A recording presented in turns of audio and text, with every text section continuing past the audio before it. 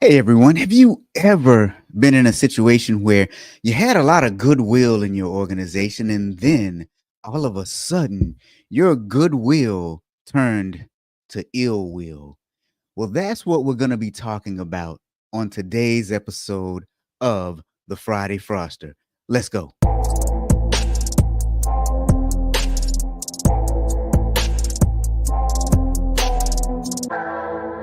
Welcome to the Friday Fraudster podcast. Join them as they discuss sad, funny, and sometimes disturbing fraud stories.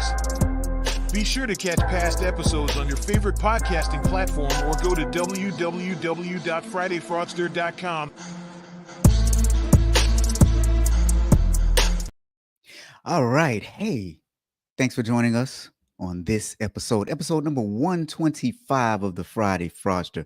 We're talking about going from goodwill to ill will. While I have you here, I want you to check out the latest episode of Audit Bites. You know, the first live podcast where we talk about auditing, why objectivity is absolutely necessary. Go to your favorite podcasting platform, and that's where you'll find us. Also, why don't you be a guest host with me here on the Friday Fraudster? It is very, very fun, and I promise you, we are going to have fun with today's special guests. So, without further ado, let's just bring them on.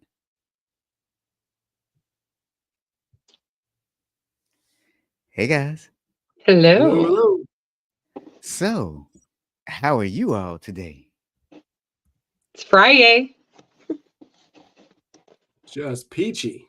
Mm-hmm. Any plans for the weekend? It's almost Christmas time. So, what about Christmas shopping and stuff like that?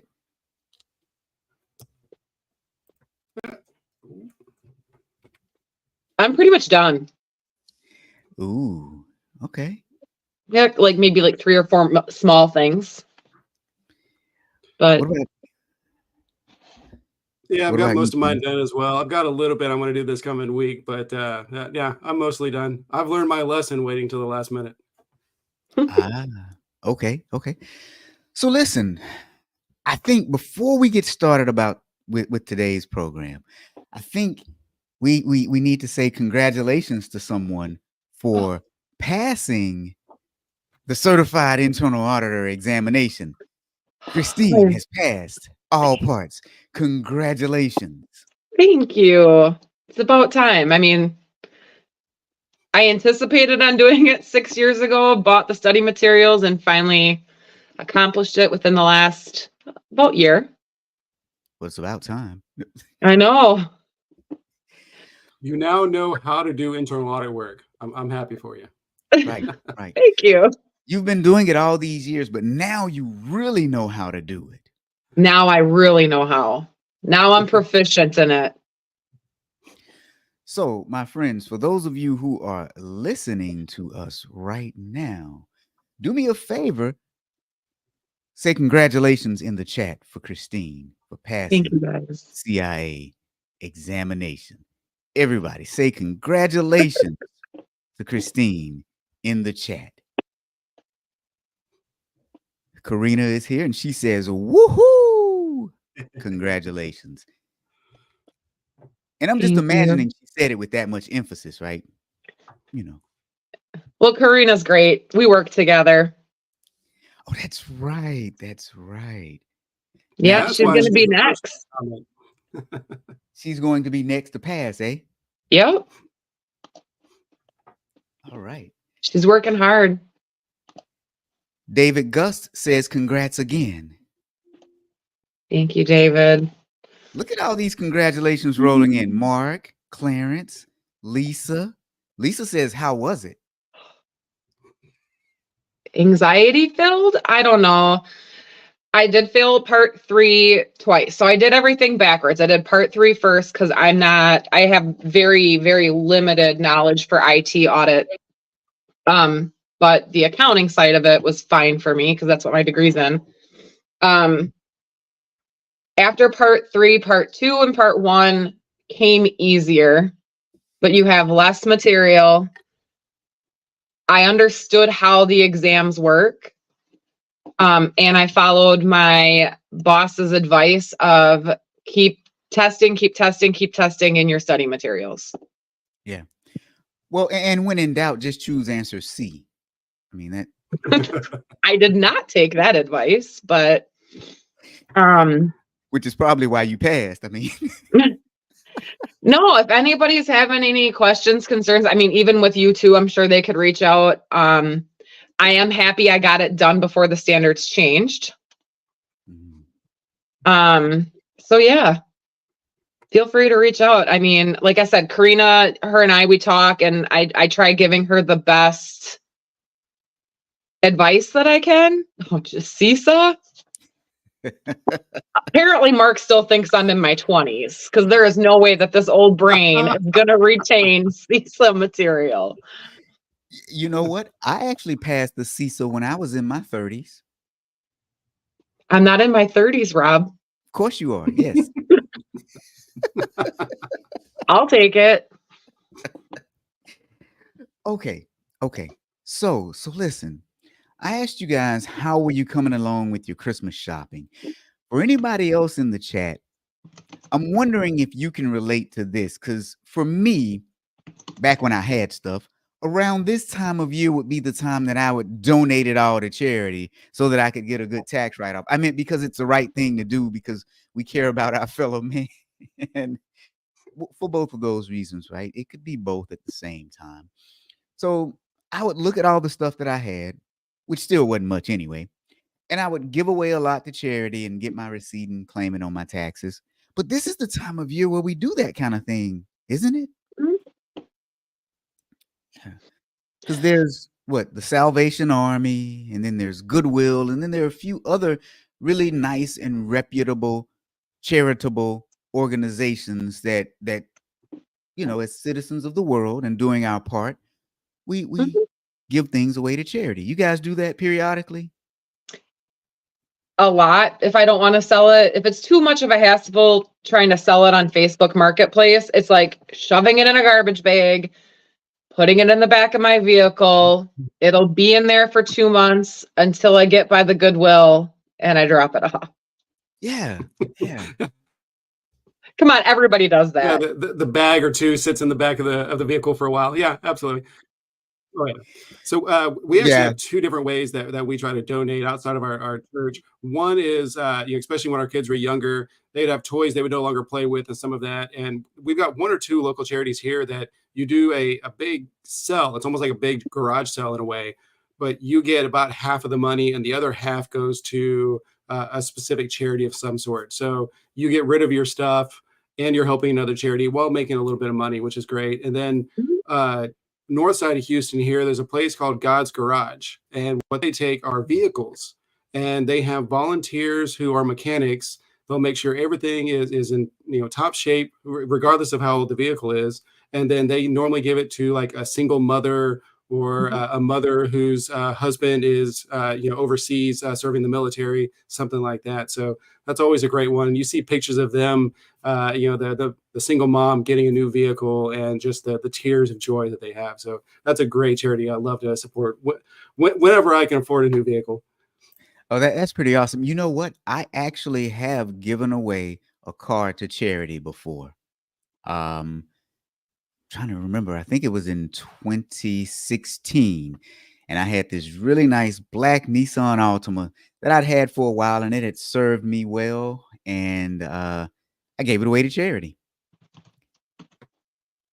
Yeah, we have stuff around here like that. It's called Rawhide. It's a youth for troubled use, I think, and like they get the kids to work on the vehicles and then they resell them, and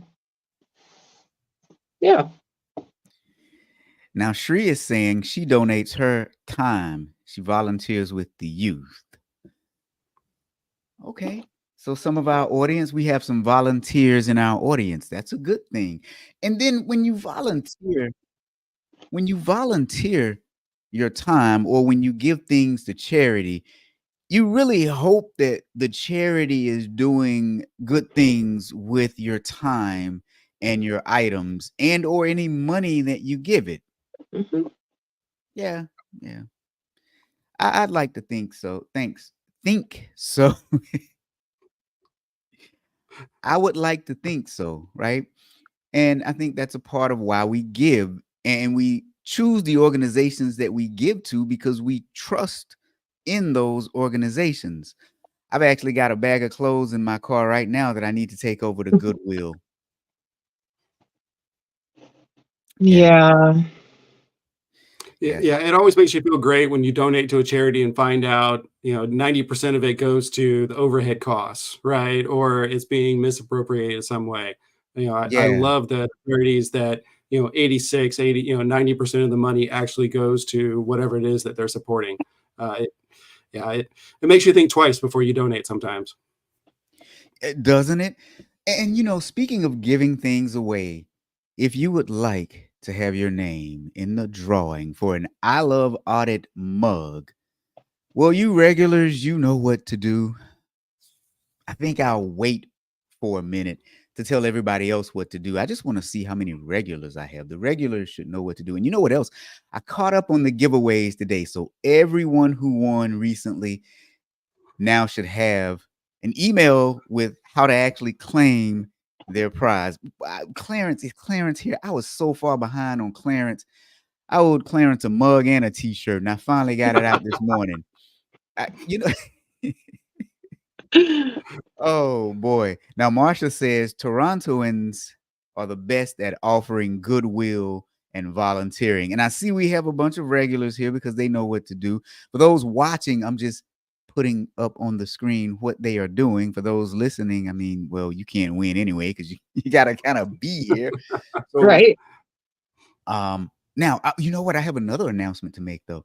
Starting at the beginning of the year, Audit Bites, Friday Fraudster will be back on your favorite podcasting platforms. I fell behind, but Audit Bites is 100% on your favorite podcasting platforms. All episodes are up to date.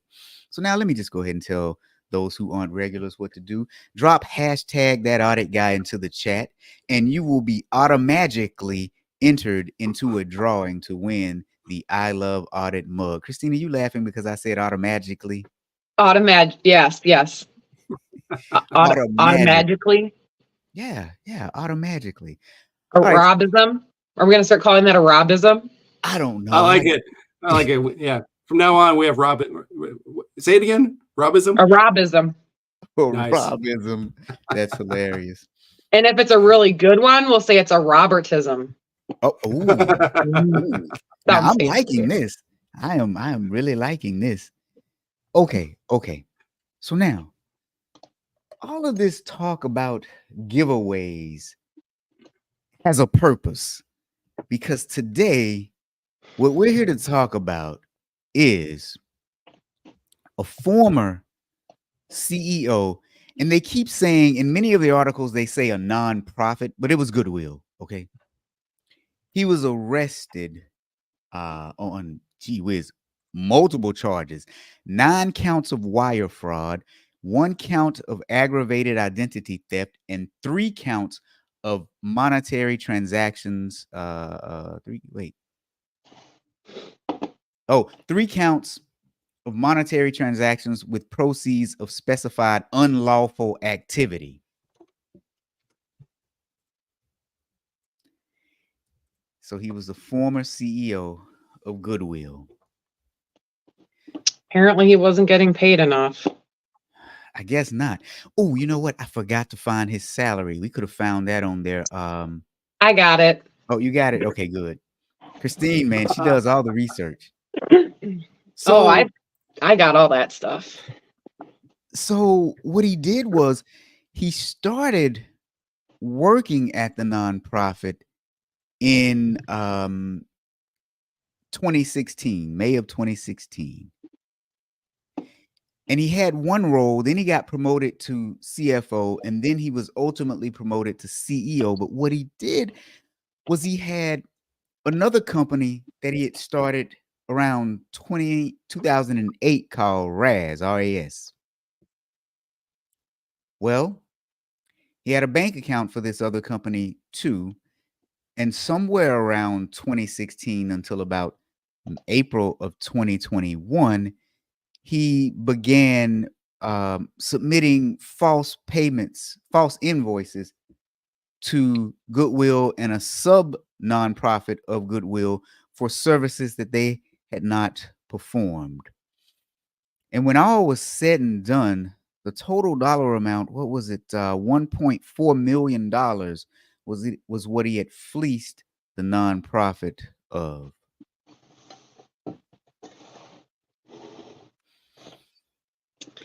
So before we even get into all of that, he had this fake company for 8 years before working for Goodwill. What did he get away with for 8 years that's not even been investigated yet? And like, I just looked him up on LinkedIn. I can't find him on LinkedIn. So cleaned all of his social media off. Yeah. So all I know is if he worked for me before this time, I'd be really looking into every transaction he did and see if that company comes up there. And I would be going after every dime I could. There you go. I think he was with Big Brothers Big Sisters of Sacramento before that. The only thing is Big Brothers Big Sisters on their 990s, they only have the directors and chair people listed on there, but they don't get any compensation. So normally that's where you can find on those nonprofits, you can find out how much. I think it's the top 5 people in the company, if they make over 100,000, have to be listed on the 990, and then anybody who sits on the board and if they receive any compensation. There you go. Now Lisa is saying, when did he have time to do his actual job? Because fraud is a full-time job. So let's talk about what he did. He submitted false and fraudulent invoices from his shell company to both of the nonprofits. Now, those invoices describe services that his company obviously did not perform. He concealed and did not disclose to either of the nonprofits that this company was his. So that was a conflict of interest, but they didn't perform the services anyway. So that was just wrong. Now, here's where it gets a little worse. The 3 services were quite interesting. One was for information technology services, where he submitted more than 60 false and fraudulent invoices. And they were a variety of, well, IT services related to IT support, redesigning a website and things like that. Now, obviously, those services were not performed by his company, so they were actually being performed by personnel within the nonprofit. And so the total amount here that he made was $400,000. Now, I'm just wondering, how do you not know how much you're paying for IT support and for website redesign? Because that seems like something significant. And who approved the invoices? I would think if it was something that had to do with IT, that would go through the IT person who controls that budget. Well, but if he was the CFO, in a lot of organizations, IT reports to the CFO. And so I had the very same question you just asked. So my thought was he bypassed quote unquote IT, and or there wasn't a true IT function and all of IT was outsourced. So if it reported to him and it was outsourced, then he was the ultimate authority on it. And that could be, I'm not seeing a CISO on their 990. Yeah. See, that was my guess, was that there was not a CISO and it reported to him. And even if there were, say, a director of technology, it would have reported to him too. Yeah. Well, also, isn't there some type of a board that he would report to as well and say, okay, this is how we are on the budget? I mean, how did this much money get into the budget for IT expenditure? And if he said, yeah, we need extra money to update the website, did the website ever actually even get updated? Because that's another question I would have. It's like, okay, we just spent however many thousands of dollars. Where's the updated website? Yeah. Now, from what I read in the affidavit, I believe the website may have gotten updated because they alluded to the fact that people inside the company were performing these functions, not his third-party company. So I think he was smart enough to use services for the false invoices that were actually occurring, just not being fulfilled by his organization. Okay. And I did take a look at their 990s while he was working there. Because I used to look at financials quite a bit in a previous job, and normally you would sit there and look for anomalies, because I was also sitting here and going, okay, based on their financials, they're not really that small. So really finding that 1.4 had to take some really good work by those auditors, because I'm looking at stuff. And so just in like 2019, they only got $116,000 from government grants, right? Which is a pretty decent amount. But then in 2020, they got 12.9 million in government grants. 2021, they got over 20 million in government grants. So when you sit here and go, all right, well, they're used to only getting 116 extra money, and now you're way more than that, it's not going to be that hard to hide $1.4 million when you're taking in all that extra money. So I think maybe, your board of directors, they usually only get your financial statements. So they're not seeing a lot of that drill down.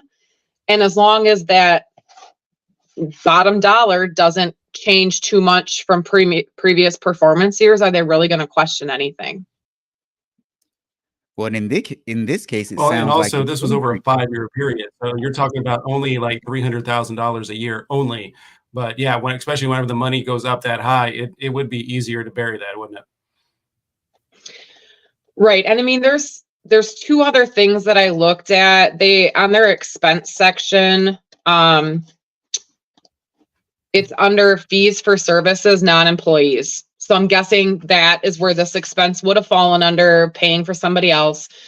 So under their other line, significant increase. 20, and that's one thing that makes me wonder, unless the board was knew of certain expenses increasing. 2019, that was 157,000. 2020, that got bumped up to 3.5 million. 2021, that bumped up to 6.2 million. But all their other operating costs, utilities, depreciation is almost in line year after year after year. So it's making me sit here and think, okay, if you have all these other fees, but a lot of your other asset stuff, because I'm sitting here thinking, well, maybe they built a new building, or because that's a lot of money to go up.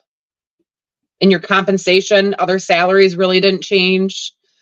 So, and it's all speculation, because we're only looking at 990s. You're not looking at the general ledgers. So maybe that's what tipped the auditors off to look a little closer. Now, Daniel is saying perhaps the services were performed by some other company, but he changed the amounts because, to approve some payments, they don't necessarily need valid proof that the services were indeed performed. So that kind of brings us to our next thing, though, which is kind of interesting.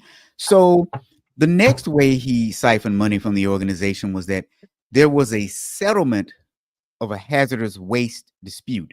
So in 2019, a group of California district attorneys advised them of a violation of hazardous waste related to some of their retail operations. And they were fined $50,000. And he claimed that he needed $5,000 to pay to his firm, who was, quote unquote, involved in negotiating the settlement. And so he had a check for $55,000, $50,000 for the fine and $5,000 for the consultation fee paid to his company. Now, what I didn't see was, did he actually pay the $50,000 fine, or was this even a real fine? But he got another $55,000 using this scheme.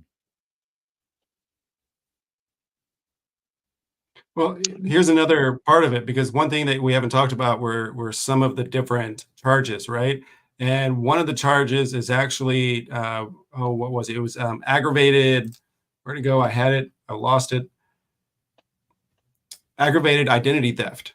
And that's because he actually used the real name of an attorney whenever he was saying that we needed to pay that. So the moment he used that, a real name of an attorney, now all of a sudden he has the additional aggravated identity theft charge in there as well. Yeah, there is that. There's the aggravated identity theft. Yeah, so it makes you wonder, was there a real fine and or penalty, and did it get paid? Now, my guess is I think there was a real fine levied, and I think it did get paid, just not from this pot of money. So let me just break right here and say, if you are enjoying this live podcast, especially if you've been listening to us for quite some time, do me a favor, actually 2 favors. Go over to your favorite podcasting platform and leave us a review. Now, if you don't listen to us on your favorite podcasting platform and you just go live on LinkedIn or YouTube, go to my website and leave us a review. It is review.thatauditguy.com. I just dropped it into the chat. You can copy and paste it. Open up another window, though. Don't close this window while we're live. Leave a review. Let people know what you think about me, this podcast, any other training program that you may have seen me on. Now, Lisa's asking, did he have a gambling or a drug problem? I don't know. Christine, were you able to find anything? Thomas, were you able to find anything about that? No.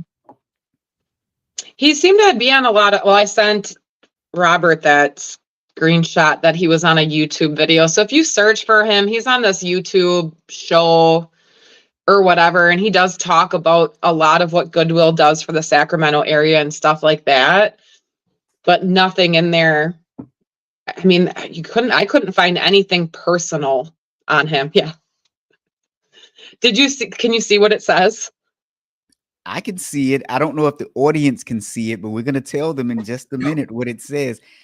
I wonder if anyone in the audience can see it, because it's a little small. So this is a screenshot of him on the YouTube show. Thomas, can you see what it says there where Christine has pointed the arrow? Is that why you started laughing? I can. That is fantastic. Yeah, but also, I wonder if this is a red flag, not what this says here, but I wonder if it's a red flag for internal auditors in general. If you have an executive, like a CEO or something like that, especially of a nonprofit, and they have almost nothing about themselves out in the public, that almost should be a red flag of why not? You know, what are you hiding something? Why are you? And I'm not saying give every detail of your life, but especially with a nonprofit, you normally want to promote the nonprofit and show volunteering with it or how it's helping out. And the fact that there's nothing out there is surprising to me. Some people in the audience, they see it. So for those of you listening on your favorite podcasting platform, we have a screen print of him from a YouTube channel, and on his desk in the back on a shelf is a book that says "Do No Harm." Yeah. But I wonder if in his mind he wasn't doing harm. He wasn't physically hurting someone. He was just, taking 1.4 million. Well, but that's the thing. What was he? 2020, his earnings was $607,000 with other compensation totaling 24. 2021, he only made 281,000 with 16,000 in other compensation, but that was only through July. So. Oh, wow. Wow. Okay. So now let's talk about the last thing that he did, because this one is real interesting. It actually makes me a little upset. So in or about March of 2020, the California Department of Public Health and Goodwill entered into a contract under which Goodwill would assist in the operations of call centers providing information about the COVID-19 pandemic. The contract was renewed for a second year in March of 2021. Now, acting in his role as now president and CEO of the nonprofit, he directed the nonprofit to pay his shell company on 4 occasions, totaling more than $900,000 for services purportedly provided in support of the contract between the nonprofit and the California Department of Public Health. So, in other words, he paid his company for services that were supposed to be call centers helping people during the COVID-19 pandemic, and he did not provide those services, or his company did not provide those services. Now, I would only hope that those services were actually provided by someone else, and maybe they paid twice, because people really needed help during that time period. That was the other thing that he did. And weren't they saying that the money that he stole, they are saying it's the government grants? From what I saw, yeah, they were saying that it was the government grants, yeah. But I mean, does it make a difference? Do you know what I'm saying? Like, I don't know if Goodwill's saying that because they're afraid people will stop giving. And if they're just like, well, everything that he took, it was government grants. Well, all your money's going in the same account. Yeah. You really think about it. Yeah. Yeah, and they may be saying that to save face. I mean, we've had on several stories, we talk about marketing and how that works. We had a private school in New York City that wrote some really strange language to try to save face on one episode. And so we had there's always some sort of massaging of the message to try and make it not as impactful as it is, especially when it's a nonprofit. But we also know that a lot of fraud happens in a lot of nonprofits because of a lack of segregation of duties, too much trust in one person. This individual started in some role. I can't remember what his first role was. Then he was promoted to CFO. Then he was ultimately promoted to CEO. And when he was promoted to CEO, there's language in the affidavit saying that he may have alluding to the fact that he may have tricked the CFO into signing off on the documentation.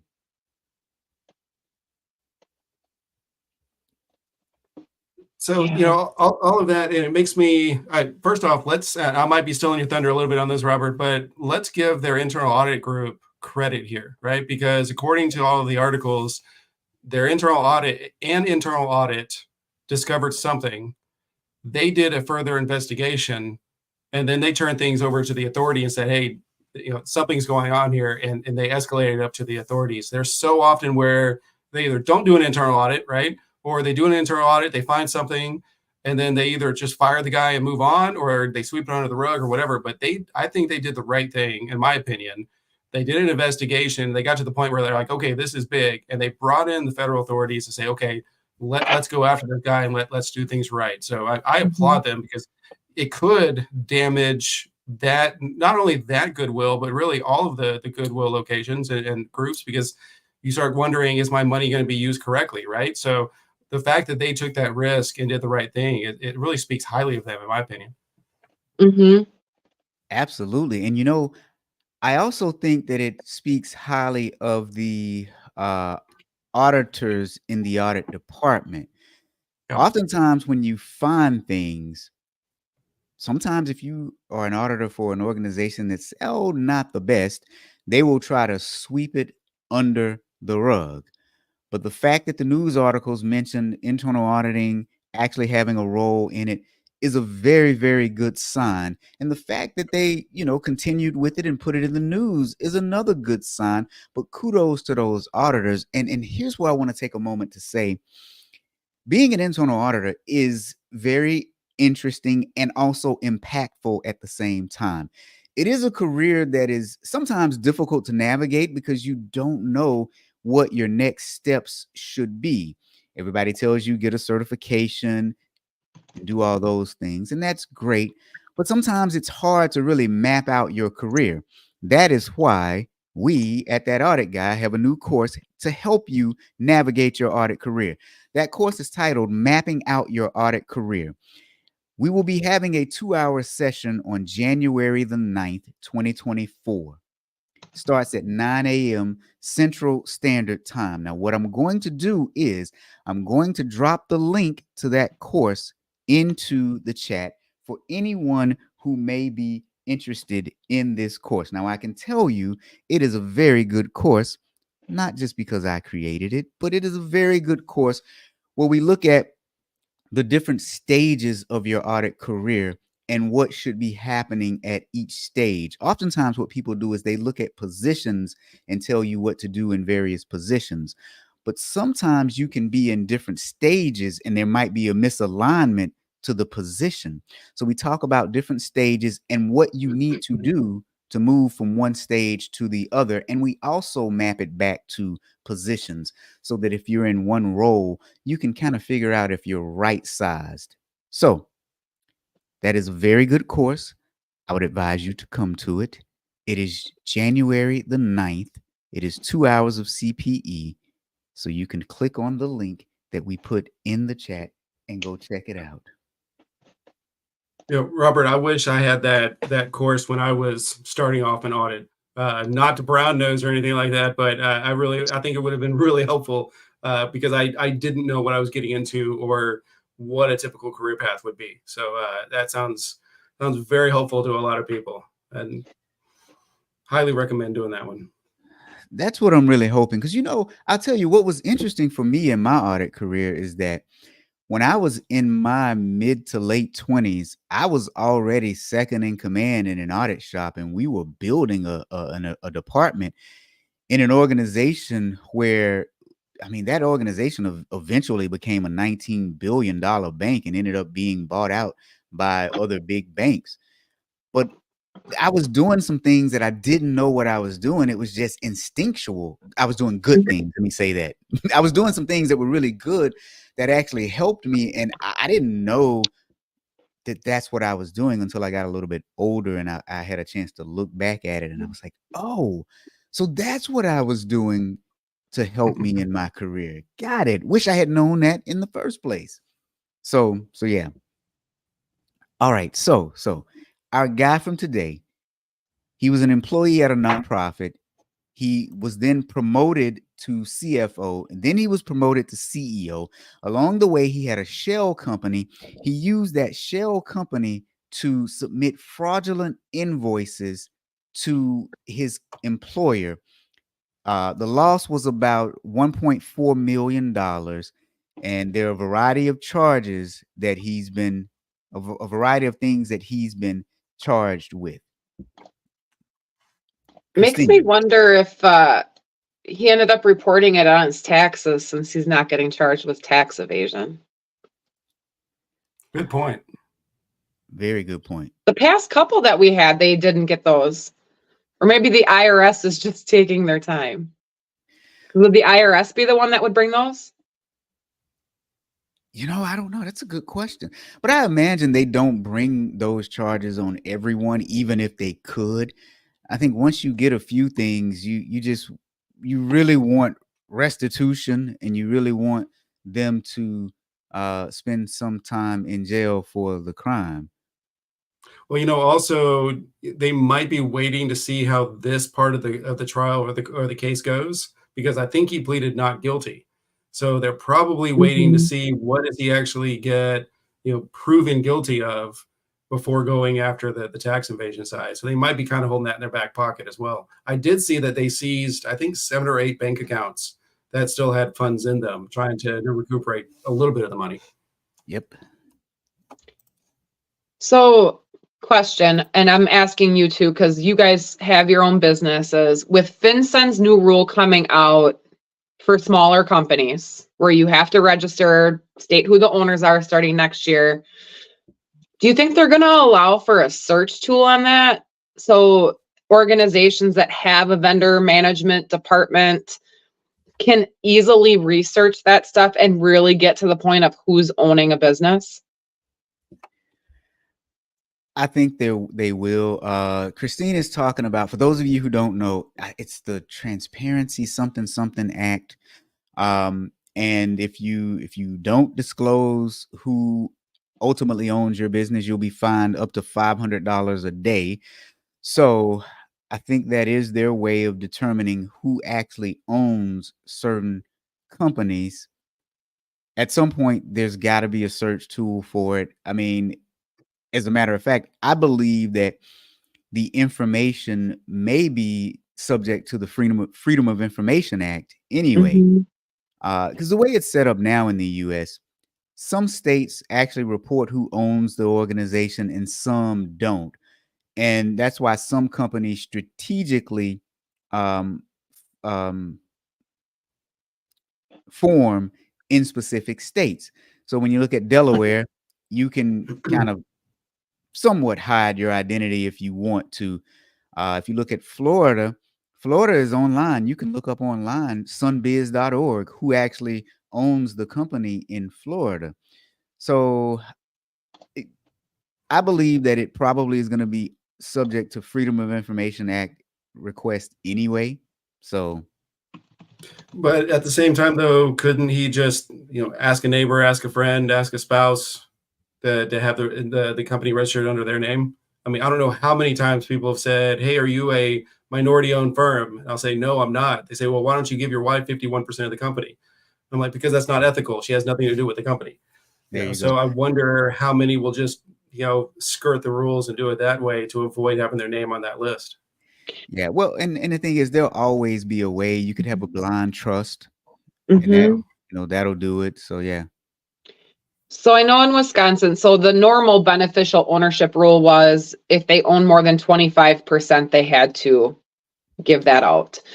So I know in Wisconsin, we actually have it that to get your business license every year, you have to file your letters of LLC and corporation. Now, if I would do a search, I don't on the state site, I won't necessarily get the owners. I could end up getting somebody that works in their office as their administrator over it. So they're the one that files all the paperwork and stuff like that. I mean, I know the whole change to the beneficial ownership, smaller businesses are not liking that. I understand that. I'm just sitting here thinking that may be a really good tool to utilize in the future for vendor management offices on at least doing your due diligence and making sure there's nothing blatant out there that somebody's got a conflict of interest that they're not disclosing. Yeah, absolutely. Now, Mark is saying it is the IRS Criminal Investigation Group. However, they many times only go after it when they can't get them for something else. Yeah, it's kind of like wire fraud, right? If you can't get something else, you can get somebody on wire fraud. So now I do think that, okay, so now just thinking as an auditor, I think that this is going to pose some additional risk for us as auditors because, well, for our companies, sorry, not for us, but for our companies. So say, for example, oftentimes you want to conceal your ownership in a company for a variety of reasons, and it doesn't always have to be something nefarious. Oftentimes you want to make sure that there's a separation between you as a person and your business. So now picture a celebrity who is a movie star who has several different ownership interests in several things. Someone may actually now try to sue the celebrity personally when they can dig in and find out that they own something. Say if there's a slip and fall, Shaq owns a lot of fast food restaurants, right? So let's say if there's a slip and fall at one of his fast food restaurants and someone knows that he owns it, they may try to go after him personally because of his ownership interest. Now, I know he should have business insurance and things like that, but I think it opens the door for stuff like that. Well, I remember, I want to say it was Matt Damon. He was in, someone like him was in a commercial for like Bitcoin or Coinbase, or something like that. Yep. It went under and people were talking about suing him. So I think we're starting to see some of that already. And I have no idea what happened with that case. I thought it was stupid and just kind of ignored it. But Right. so we've definitely been seeing it. Yeah. But I think it leaves the door wide open. Okay, so Yeah. now, if you would like to be put in a drawing for the I Love Audit mug, drop hashtag that audit guy into the chat because we are almost at giveaway time. Here's something else that I'm wondering for you audit shops, especially you small to medium sized audit shops. Do you have significant issues keeping your work papers straight, managing your audit projects? Because I imagine most of us do, because those big audit systems are just so doggone expensive. I used to manage my audit shops in Excel with these series of worksheets that I created, and I had macros and all kinds of stuff. And then at one point, I worked for a company where we were able to buy an audit management system, and I did. But I think those of us in small to medium sized shops, we need a system to actually help us manage our audit projects. What do you think, Christine? What do you guys use where you work? We use Audit Board. Ooh, you do. I've experienced, the previous company I worked for, we also use Audit Board. I've used Logic Manager, but software is still new to me. So it's been my last two positions is the first time that I've had audit software. But I know somebody who let me beta test theirs. Me too, because, Thomas, would you like to talk about this software that you I have? would love to.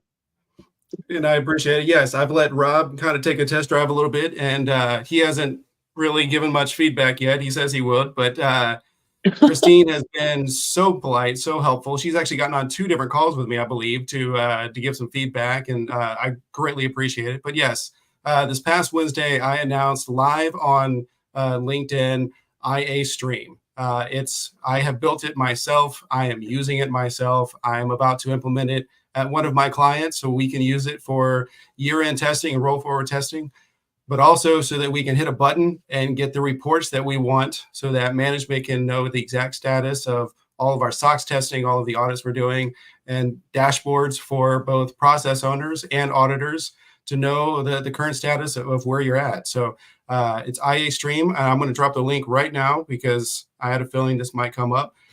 You can go to this link. It's iastream.net/info-page, and you can fill out a short form just to let me know you might be a little interested in this software. The 3 primary things are it's going to be user-friendly. That is the number one response I've gotten from everybody, is that it's very easy and intuitive to understand. I also want to make it actually beneficial. You don't have to jump through 5 hoops to try to do an audit, or jump through 5 hoops to be able to actually get a report. I want to make it very streamlined and easy to use, but then also I want to make it affordable. So we already have 5 people signed up for beta testing. Thank you all so much for the interest in beta testing. So we're going to get that started literally in the next week or two. But then in 2024, those that sign up, any kind of interest, I guarantee you the flat rate will be only $5,000 a year, period. No user license fees, no implementation fees, no bells and whistles you have to get nickel and dimed on. I want to make it low cost so that even the smaller internal audit departments can afford it and actually be more useful and more beneficial to their company by being more streamlined. There you go. IA Stream. Thomas is going to drop the link into the chat for you. And if you are interested in this audit software, do contact him. Yep. Audit Stream. Either go through the page and shoot me a note there, or send me an instant message here on LinkedIn, and I'll be happy to talk to you about it and even give you a live demo. Happy to do it. That's a good price. If you don't have software yet, you can't go wrong with that price point. And if you do have software, you can save a lot of money. Right. Oh boy. Now, you know what? I'm really happy today because we've got quite a few people over on the YouTube channel. Because I've said earlier, in 2024, we are going to make this thing explode. So the Audit Bites podcast is housed over there. So is the Friday Fraudster, but we're working on short form content, as in short, and then maybe 1 to 5 minute videos as well for auditors. So Yusuf says mostly Excel worksheets for him. Yusuf, link that Thomas drops into the chat, and you can get you some audit software at a reasonable rate. And Thomas, I did give you some feedback. You didn't implement anything I said. No, I'm just kidding. He threw you under the bus. I know. I gave some really good feedback. Well, but it was great. You taught me an email. You're like, hey, let's jump on a Zoom call next week. I was like, but next week I'm going to be having beta testing going on, dude. And we were on that Zoom call for like, what, 5 days? He said, let's hop on a Zoom call for 30 minutes. 3 hours later, it was about 2 hours, I think, 2 or 3 hours. I was like, hey, do you have, whenever I had it to the point where I was real excited about it, I was like, hey, Rob, you got 5 minutes? I have something I want to show you. And we jump on a call. And it was literally like 2 hours later, we got off the call. Well, now I dropped the link in the chat, but I don't see it coming up here, Rob. I haven't seen it come up on our chat feed yet. Yeah, I hadn't seen it either, which is very odd. Did you drop it in LinkedIn or did you drop it on our Backstage app in StreamYard? No, I dropped it on LinkedIn, but you know what? I'll drop it in the Backstage so you can copy paste if you want. Yeah, because stuff that I'm dropping in LinkedIn is showing up. But yeah, that is weird. I was waiting for it so that I could pop it up on screen. But there we go. I see it in our private chat. So maybe LinkedIn will let me do it. Linky is finicky. That's what I say to people about LinkedIn. Yeah. Linky is very finicky sometimes. So now watch it work for me. Yep, it did. So it just doesn't like you. Yeah. You didn't put a space between page and opens there, Rob. If they click on that, I don't know what they're going to get. Good night. Hold on. Let me do it again. You're going to get a 404 error message. They just might. So let me get this straight, and then I'll drop it in the chat again. You know what's real interesting is while I'm stalling for a little bit of time here. So if you like this show and the way I operate when I collaborate with people, and if you went to my free ethics training, you've seen some of my communication style and some of my presentation style. If you are an IA chapter, if you are a company that has, maybe 10 or more auditors, call me. Let's develop some training solutions for you. If you're looking for a keynote speaker for your IIA conference, well, I happen to be pretty good. My reviews show it all, and I'll give those to you gladly. You can check my LinkedIn profile for some of them, and then I'll give you some of the ones that, I haven't posted on LinkedIn, but here it is, iastream.net/info-page. Now, I think that it is time for a giveaway. What do you guys think? It's time for a giveaway. I think we've talked long enough. Yeah. So today, of course, the prize is the coveted I Love Audit mug. You can gladly make all of your audit friends jealous when you drink your favorite tea, coffee, or whatever kind of beverage around your colleagues at work. So without further ado, let's just go ahead and click the button. Watch it be Clarence again. I was just thinking there's a lot of new names on there. Yeah, there were a lot of Lisa. All right. So Lisa, send me a message on LinkedIn just to remind me, and then I'll send you a coupon code for the store on my website. And with that coupon code, what you will be able to do is go in and select the mug and ship it to yourself. The one thing that I forgot to do today was drop in the link for the mug just in case there is anyone who wants to buy it for themselves. And I will do that in just one moment. If I can find the right window. I am behind a sea of windows here. By the way, virtual presentations with me are just as interactive and engaging as these live podcasts that you see. I just think you should know that, because I believe that we should have a lot of engagement and interaction with our training. And so I try to make mine not boring, right? So as you can see here is the mug. I love audit. It is my favorite mug. This is the one of the few days I don't have it on my desk with me. I'm always using that mug. Yes, and I appreciate that. I really do. There we go. Sorry, I do not have your mug yet. Shame on you. Hey, I've got your books. She hasn't read any of them, but that's what I was about to say, that you have not read. Did I just tell you I've been studying for my CIA for the last year? Well, if you had read my books, they wouldn't have helped you with the CIA. No. I mean, your one book, it's only like 72 pages, and I'm already like 3 pages in. I just got to get back to it. Yeah, that was done on purpose because I don't think we need to have a lot of words to communicate our point. You know, we don't need to bury people in nonsense. Now, one of my books is Ask Better Questions, Get Better Answers, Perform Better Audits. It is available on the Amazon store. You can go to Ask, Get, Perform for that one. That is a very good book, if I do say so myself. I really like the way that I laid it out. I tell stories throughout the entire book so that it's not boring. Creating Wonderful Work Papers is the other book. Yes, I wrote a book about work papers, and people have said that it's good. I mean, you don't have to take my word for it. Look, we can click over to Amazon right now, and we can take a look at the reviews. Look at that. Not bad, huh?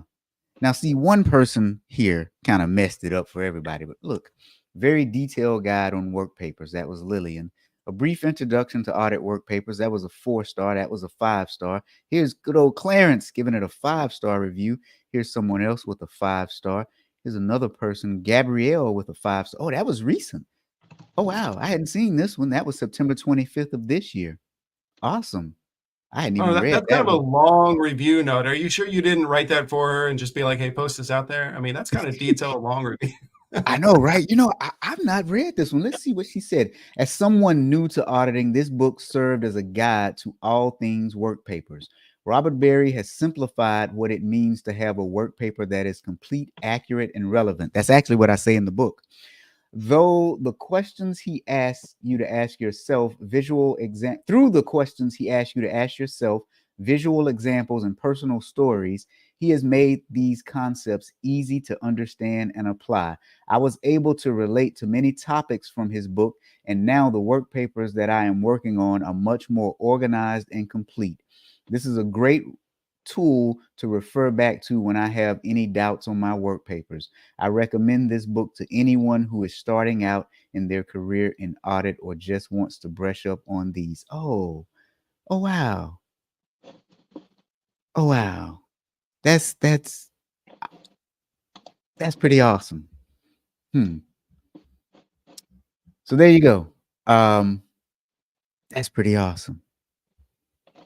That's a good review. It really is. That is that's a surprise. I didn't know that was there. They don't give you emails or anything when somebody reviews your stuff on Amazon. Oh, really? Yeah, you don't get an email. You don't get anything. So you have to periodically go back out there and see. So that's why I'm looking now at Ask Better Questions. So there's good old Pete Havel. He gave it a 5-star review. There's Joe Irvin. We know Joe. She gave it a 5-star review. There's Clarence again, 5-star review. There's Lillian again. And then there's Fess. Fess is in Australia. And I remember she emailed me after she reviewed it and said, hey, I reviewed your book. I was like, whoa, you did? All the way from Australia. That's pretty cool. Yeah. That's pretty doggone cool. Anyway, so that's pretty doggone cool. Wow. I'm speechless. I'm pretty doggone speechless about that. So thank you all for joining us on another episode of the Friday Fraudster. Today, we talked about an individual who allegedly stole money from Goodwill, which is kind of bad. But it was all through fraudulent invoices, and it was all done because, as we say most weeks, a lack of segregation of duties and one person having a lot of control over a bunch of different things. We also talked about IA Stream, which is an audit software that you definitely need to check out. And the last thing that I'm going to mention that we talked about was mapping out your audit career. One of our first course offerings for the new year, January the 9th, where we're going to walk you through different stages of an audit career, different themes within your audit career, so that you can plan out how you want to ascend from one position to the next. We've already dropped the link in the chat for you so that you know how to access that course, or you can just go to my website and look up under training, and then you can find my entire catalog for next year as we start to build it out. Thomas, Christine, anything else? Happy holidays. Yeah, happy holidays. Yeah. Merry Christmas, guys. Don't forget to start, shopping in 4 or 5 days from now to make sure you catch those last minute sales. Everybody gets a gift card. That's how I do it. Nice and easy. Right. Well, all right. Thank you guys for joining us for this episode. We'll see you next week. See ya.